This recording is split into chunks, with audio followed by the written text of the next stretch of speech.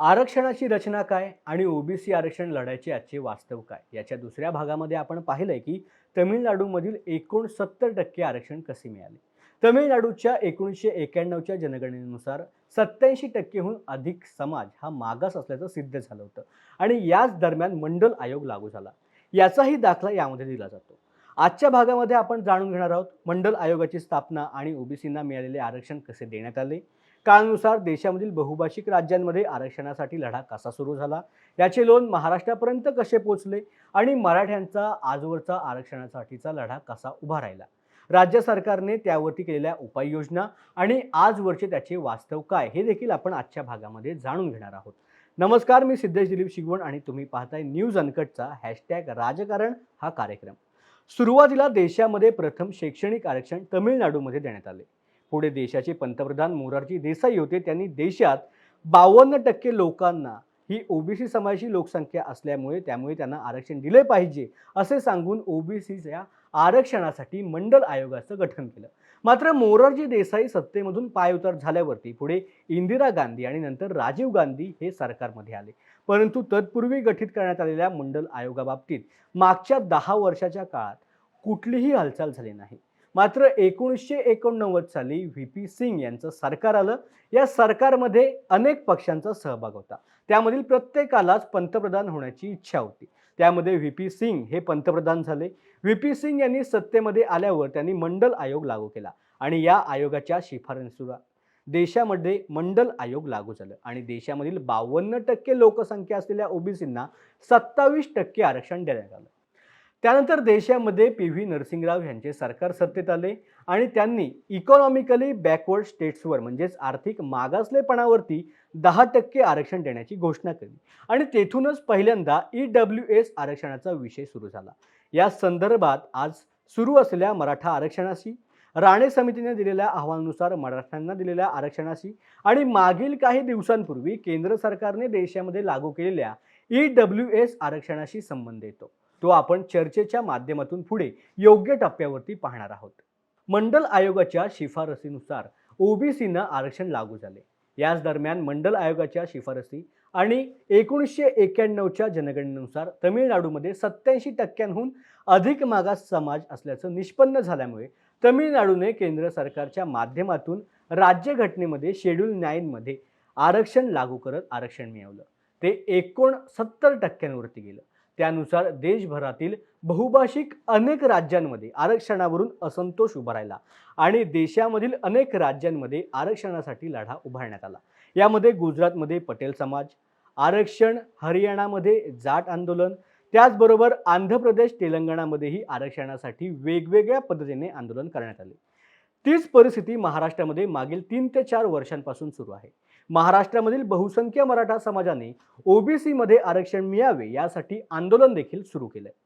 आजवर देशामध्ये ज्या ज्या राज्यांमध्ये आरक्षणावरून आंदोलन करण्यात आली त्या राज्यांनी तमिळनाडूच्या 69% आरक्षणाचा दाखला दिलाय आणि सुप्रीम कोर्ट यांनी यामागे आरक्षणाचा न्याय निवाडा करत असताना आरक्षणाची मर्यादा ही 50%च्या वरती जाऊ शकत नाही असं स्पष्टपणे सांगितलं आहे. असं असताना देखील 50% ही आरक्षण मर्यादा वाढवण्याची मागणी केली जाते. परंतु ही मर्यादा हटवणे शक्य नसल्यामुळे अनेक तज्ज्ञांनी आपलं मत व्यक्त केलं. यामध्ये घटना तज्ज्ञांनी माध्यमांशी बोलताना अनेकदा आपलं स्पष्टीकरण दिले.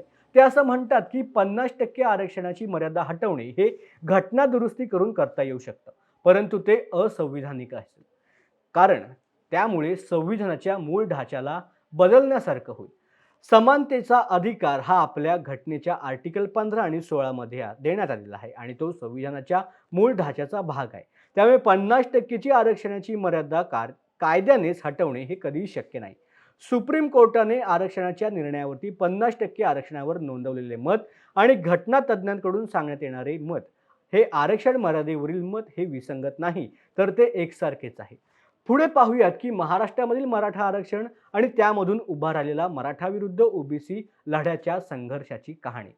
हा इतिहास जाणून घेण्यासाठी आपल्याला महाराष्ट्रामध्ये मराठा आरक्षण लढ्याची सुरुवात कशी झाली हे समजून घ्यावं लागेल. 1980च्या दशकामध्ये मराठा समाजाचे कोणत्याही प्रकारचे व्यापक संघटन नव्हते. छोटी छोटी मंडळं आपल्या भागामध्ये समाजाचे काम करत होते, पण राज्यस्तरीय कोणतीही प्रभावी अशी संघटना त्या ठिकाणी नव्हती. त्यावेळेला मोठ्या प्रमाणात मराठा तरुण माथाडी कामगार म्हणून काम करत होते. अशातच अण्णासाहेब पाटील यांना त्यांची हालाखीची परिस्थिती माहीत होती. राज्यामध्ये सर्वदूर पसरलेल्या सर्व मराठा समाजाची स्थिती अत्यंत नाजूक होती. अण्णासाहेब पाटील यांनी मराठा समाजाला आरक्षण ही किती महत्त्वाची आहे हे जाणलं होतं आणि त्यासाठी छोटी मंडळे, संघटन यांना त्यांनी एकाच छताखाली आणले आणि मराठा महासंघ स्थापन केला. त्यानंतर त्यांनी पुढील मागणी केली होती, ती म्हणजे मराठा आरक्षणाची. त्यासाठी त्यांनी राज्यामध्ये झंझावाती दौरे देखील केले. मराठा आरक्षणासाठी मुंबईमध्ये अण्णासाहेब पाटील यांच्या नेतृत्वाखाली 22 मार्च 1982 मध्ये पहिला मोर्चा निघाला. तत्कालीन मुख्यमंत्री बाबासाहेब भोसले यांनी आरक्षणाची मागणी मान्य केली, पण दुर्दैवाने कुठलीही इम्प्लिमेंटेशन न झाल्यामुळे दुसऱ्याच दिवशी अण्णासाहेब पाटील यांचा मृत्यू झाला. परिणामी मराठा आरक्षणाची सुरू झालेली लढाई थंडावली आणि त्यानंतर अनेक मराठा समाजाचे मुख्यमंत्री होऊन गेले, पण मराठा आरक्षण हे स्वप्नवत राहिलं. पुढे देशामधील बहुभाषिक समाजासाठी 80च्या दशकाच्या सुरुवातीलाच आपण मागे चर्चा केल्याप्रमाणे केंद्र सरकारने मंडल आयोगाच्या शिफारसीनुसार इतर मागासवर्गीयांना म्हणजेच ओबीसींना आरक्षण दिलं. त्या काळामध्ये मराठा समाज आरक्षणावरती ठाम होता. पुढे महाराष्ट्रामध्ये 1995 साली स्थापन झालेल्या पहिल्या राज्य मागासवर्गीय आयोगाचे अध्यक्ष खत्री यांच्याकडे ज्या वेळेला मराठा आरक्षणाचा प्रश्न आला, त्यावर त्यांनी 2000 साली अहवाल सादर केला, ज्यामध्ये पोट जातींची नोंद मराठा कुणबी किंवा कुणबी मराठा अशी आहे. त्यांना कुणबी जातीचं प्रमाणपत्र देऊ शकतात. आयोगाच्या या शिफारसीमुळे मराठ्यांमधील काहींना ओबीसीत प्रवेश मिळाला. मात्र ज्या मराठ्यांना मागे किंवा पुढे कुणबी असा उल्लेख नाही, त्यांची ओबीसीमध्ये वर्गवारी झाली नाही. ज्या पोटजातींची नोंद मराठा कुणबी किंवा कुणबी मराठा अशी आहे, त्यांना कुणबी जातीचं प्रमाणपत्र देण्याचं सुचवलं गेलं. आयोगाच्या या शिफारसीमुळे मराठ्यांमधील काहींना ओबीसीत प्रवेश मिळाला. मात्र ज्या मराठ्यांना मागे किंवा पुढे कुणबी असा उल्लेख नाही, त्यांची ओबीसीमध्ये वर्गवारी झाली नाही. त्यामुळे नंतर मराठा आरक्षणाचा प्रश्न हा R.M. बापट यांच्या अध्यक्षतेखाली आयोगाकडे करण्यात आला. न्यायाधीश बापट आयोगाने राज्यभरात सर्वेक्षण करून 2008 साली अहवाल सादर केला. मराठा समाजाला इतर मागासवर्गीयांमध्ये समाविष्ट करण्यात या आयोगाने नकार दिला. न्यायाधीश बापट आयोगानंतर महाराष्ट्रामधील मराठा संघटना आक्रमक झाल्या आणि आंदोलनं देखील सुरू झाली. आज महाराष्ट्रामध्ये सुरू असलेल्या आरक्षणाचा खरा प्रश्न हा वास्तविक असला तरी तो 2008 आणि 2010 सालच्या कालावधीत राज्यामध्ये मुख्यमंत्री मराठा समाजाचे असतानाचा आहे. पण त्यांनी गरीब मराठा समाजाला आरक्षण न सोडता साधं सर्वेक्षण सुद्धा केलं नाही. यापुढे समाजामधील आरक्षणाचा रोष वाढत गेला. त्यामुळे मग तत्कालीन आघाडी सरकारने यावरती उपाय राबवण्यासाठी नारायण राणे समितीची स्थापना केली. बापट आयोगाच्या अहवालामुळे मराठा संघटना संतप्त झाल्या होत्या. मराठा महासंघासह मराठा सेवा संघ, संभाजी ब्रिगेड संघ, छावा संघटना यांच्यासह अनेक छोट्या मोठ्या संघटना सक्रियपणे रस्त्यावरती उतरल्या. रास्ता रोको आंदोलन झालं. आंदोलनावरती आता केसेस झाल्या. या आंदोलनामध्ये छत्रपती शिवाजी महाराज यांचे वंशज छत्रपती संभाजीराजे भोसले आणि खासदार उदयनराजे भोसले हे देखील उतरले होते. तत्कालीन मुख्यमंत्री अशोक चव्हाण यांनी मग 2009 मध्ये सराफ आयोग नेमला. मात्र 2010 मध्ये अशोक चव्हाण यांना मुख्यमंत्री पदावरून पायउतार व्हावं लागलं आणि पृथ्वीराज चव्हाण हे मुख्यमंत्री झाले. याच दरम्यान नेमण्यात आलेल्या राणे समितीने 27 फेब्रुवारी 2014 रोजी आपला अहवाल सादर केला. यामध्ये मराठ्यांसाठी स्वतंत्र कोटा देण्याची सूचना करण्यात आली होती. त्यानुसार 25 जून 2014 रोजी सरकारने मराठा समाजाला सरकारी नोकऱ्या आणि शिक्षणामध्ये 16% आणि मुस्लिमांना 4% आरक्षण मंजूर केलं. मात्र पूर्वीच्या 52% आरक्षणामध्ये आणखीन 16% भर झाली. त्यामुळे एकूण 68% आरक्षण झाले. त्यामुळे त्याला मुंबई उच्च न्यायालयामध्ये देखील आव्हान देण्यात आलं. 2014च्या विधानसभा निवडणुका जसजशा जवळ येऊ लागल्या तसतसा मराठा आरक्षणाचा विषय वेगाने पुढे आला. आघाडी सरकारने 21 मार्च 2013 साली माजी मुख्यमंत्री आणि तत्कालीन उद्योग मंत्री नारायण राणे यांच्या अध्यक्षतेखाली मराठा समाजाच्या आरक्षणाच्या मागणीवर विचार करण्यासाठी समिती स्थापन केली. या समितीला हे सिद्ध करायचं होतं की राज्यामधील मराठा समाज हा शैक्षणिक आणि सामाजिक दृष्ट्या मागास आहे. कारण मराठा समाज हा मागास आहे हे सिद्ध केल्याशिवाय मागासवर्गीयांच्या आरक्षणाचे फायदे त्यांना मिळणार नव्हते. या राणे समितीने राज्यभर फिरून तज्ज्ञांशी बोलून ताबडतोब तत्कालीन मुख्यमंत्री पृथ्वीराज चव्हाण यांच्याकडे तसा अहवाल देखील सादर केला. मराठा आणि कुणबी समाज एकच आहे आणि ज्याप्रमाणे कुणबी समाजाला आरक्षण आहे त्याचप्रमाणे मराठा समाजाला आरक्षण देण्यात यावे अशी शिफारस राणे समितीच्या अहवालामध्ये करण्यात आली. नोकऱ्या आणि शैक्षणिक संस्थांमध्ये मराठा समाजाला 16% आरक्षण आणि मुस्लिम समाजाला 4% आरक्षण देण्याची शिफारस राणे समितीने केली होती.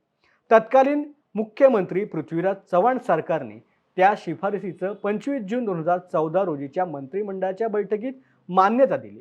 राणे समितीच्या अहवालानुसार हे आरक्षण लागू करण्यासाठी 9 जुलै 2014 रोजी राज्यघटनेच्या कलम 15(4), 15(5), 16(4) नुसार शैक्षणिक आणि सामाजिक दृष्ट्या मागास प्रवर्ग असा तयार करण्यात आला. त्यालाच SEBS म्हणून देखील ओळखलं जातं. आघाडी सरकारने दिलेल्या आरक्षणाला उच्च न्यायालयामध्ये आव्हान देण्यात आलं. याच दरम्यान झालेल्या विधानसभा निवडणुकीनंतर राज्यात युतीचं सरकार आलं. उच्च न्यायालयाने आघाडी सरकारने दिलेल्या आरक्षणाला 14 नोव्हेंबर 2014 मध्ये स्थगिती दिली. त्यामुळे 15 नोव्हेंबर 2014 मध्ये युती सरकारने सर्वोच्च न्यायालयामध्ये धाव घेतली. पण सर्वोच्च न्यायालयाने 18 डिसेंबर 2014 रोजी यावरती निकाल देत असताना उच्च न्यायालयाच्या आदेशामध्ये हस्तक्षेप करण्यास नकार दिला. त्यामुळे 6 जानेवारी 2015 रोजी राज्य सरकारने मुंबई उच्च न्यायालयामध्ये अधिक माहिती सादर करण्याचा निर्णय घेतला. त्याची तयारी म्हणून युती सरकारने सुधारित आरक्षण मंजूर केलं. पण त्याही विरोधाला पुन्हा न्यायालयामध्ये आव्हान दिलं गेलं. इथपर्यंत मराठा समाज हा सरकारच्या कामकाजावरती लक्ष ठेवून होता. परंतु त्याच दरम्यान मराठा समाज एकवटला देखील गेला आणि त्याला घटना देखील तशीच होती. 13 जुलै 2016 मध्ये नगर जिल्ह्यात कोपर्डी हत्याकांड झालं. या घटनेमुळे पुन्हा एकदा समाज हा संतापला गेला.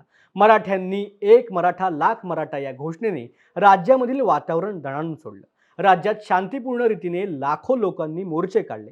50हून अधिक मूक मोर्चे शिस्तबद्ध पद्धतीने निघाले आणि या मोर्चाच्या माध्यमातून पुन्हा एकदा आरक्षणाची मागणी जोर धरू लागली.